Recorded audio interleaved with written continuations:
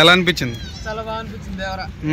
అందులో సైఫ్ అలీ ఖాన్ గారిది ఒకటి గ్లిమ్స్ రిలీజ్ అయింది కదా, ఆయన దాంట్లో ఆదిపురుష్ లో ఆ క్యారెక్టర్ నాకు అనిపించింది.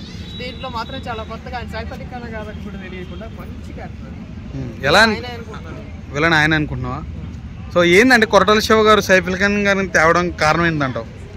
కొరటాల శివ గారు ప్రతి సినిమాలో ఒక మంచి ఫేమ్ ఉన్న యాక్టర్ని తీసుకుంటారు. ఇప్పుడు మన జనతా గ్యారేజ్ మూవీ చూసారు, ఆ సినిమా డైరెక్టర్ ఆయన.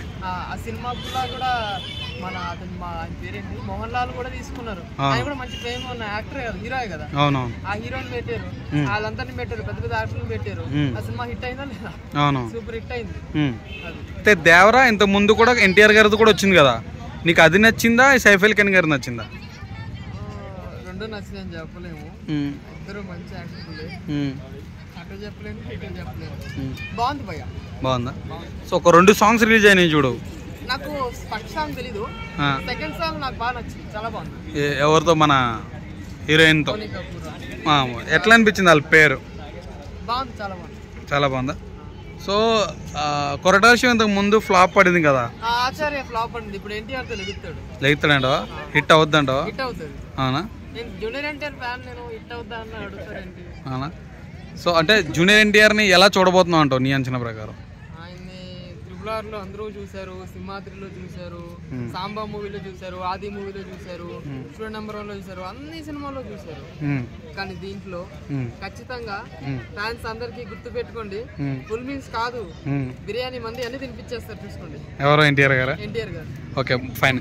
అయితే ఇప్పుడు దీని ముందు ఆ సాంగ్ ఉంది కదా, ఆ సాంగ్ ట్రోల్ అవుతుంది, I mean English song base చేసి ఉందంటే బయట టాక్ నడుస్తుంది, నువ్వేమంటావు? అదేం కాదు, అది సాంగ్ కొత్తగా ఉంది, బాగుంది.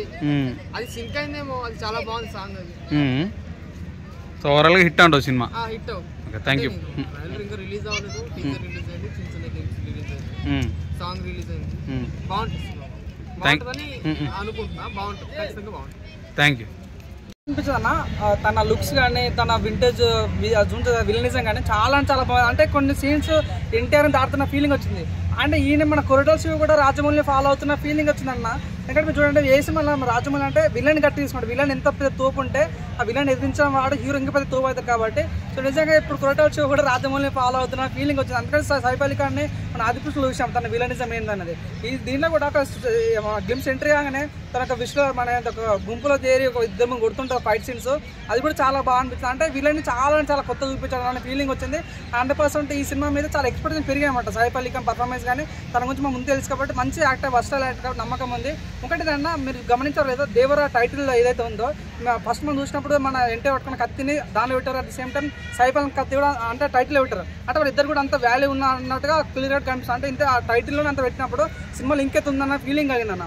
ఎందుకంటే మీరు దేవర గురించి మాట్లాడినా, మొన్న వచ్చిన ఏదైతే సాంగ్ క్లియర్ సాంగ్ అది ఎందులో 50 మిలియన్స్ వచ్చింది ఇప్పుడు యూట్యూబ్లో.